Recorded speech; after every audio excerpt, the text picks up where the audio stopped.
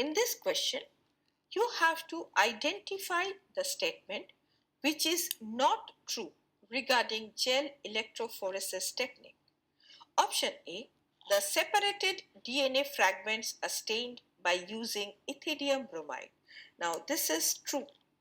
Option B, the presence of chromogenic substrates give blue colored DNA bands on the gel. This is not true.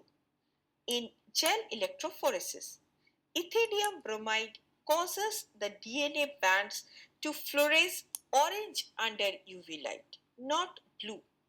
And chromogenic substrates are used in different techniques like enzyme linked assays, but not in DNA visualization via electrophoresis. Option C, bright orange colored bands of DNA can be observed in the gel when exposed to UV light. Now, this is also true.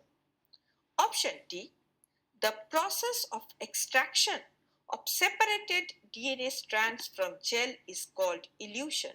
This is also true. Hence, the correct option is option B.